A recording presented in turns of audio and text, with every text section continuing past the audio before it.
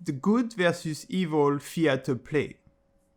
You've been conditioned, the system has conditioned you to think in this manner, in terms of good versus evil. And that has started actually very early in your life.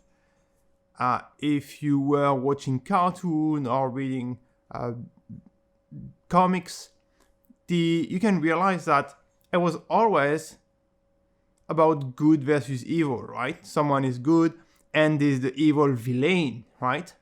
And later on, through movies, right? The Hollywood production are mostly around good versus evil. The good cop versus the robbers, right? And this has continued during many years of your life, this conditioning. The education system has also strengthened this through, okay, Hitler was the bad guy, Mussolini was the bad guy, Xi Jinping is the bad guy, and then you've got the good guys, Winston Churchill, others, right? And this conditioning of good versus evil is very ingrained inside your brain. It is so ingrained that when something happens, when it is used as a strategy by the people who have developed this conditioning, because this conditioning was not developed out of thin air and for nothing. Basically, billions and billions and billions of dollars are invested, as well as time, into creating this conditioning. So that when they use this strategy, so for instance, for Donald Trump, Elon Musk, Xi Jinping, right? When they flag them as villain, when they present themselves as good, and Trump is the bad guy sponsored by evil Russia, so that you buy into this narrative right away. You basically skip any critical thinking, any questioning. You directly position yourself on the side of the good guy. And it's normal, it's logical, it's natural. But this is purely related to the conditioning you've been having by the system. It's not you thinking.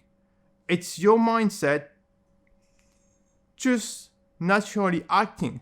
And this is fundamentally wrong. This is fundamentally dangerous because you are being actually used by the system. So that when they want to present Donald Trump, for instance, it's just an example. You can take whatever example you feel like. But when they present Donald Trump as the villain sponsored by Russia, then you buy into it right away. And you categorize and flag him as a villain, thinking that the other side is the good side you should team up with, right? The bad news that is two sides of the same coins. Both of them are actually not on your side. And it might be hard to realize, but think about it. If they were actually working together, if they were siding together to progress their interests versus your interests, it would be visible to you. So the best way to do it is to make you think that this framework still exists, this conditioning, this image of good versus evil. So they will use it. They use it in politics. They use it to demonize whatever or person they want to demonize, whatever villain they want to demonize.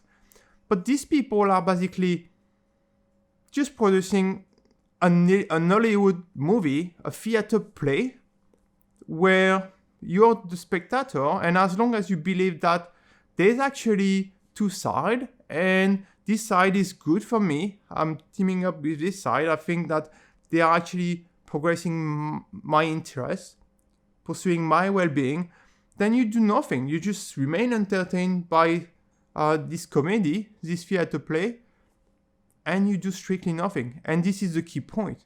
You do nothing. You are actually not acting as your own savior. You are not actually pursuing your interest. But in the meantime, as this theater play continue all the time. It's basically chapter after chapter, scene after scene. They always come back with a new narrative, and they have time for that.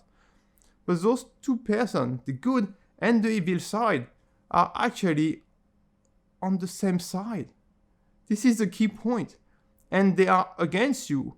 One of the key signals that you should realize is that as they actually constantly argue or entertain you, your own interest, your own well-being diminish. It is being eroded. It is being undermined constantly. And this is the key point to realize. Because if there was really someone on your side, then there would be change. But there's no change. The direction, the trend is always the same. You losing. You going into enslavement. Your rights being eroded. This is what's happening right now.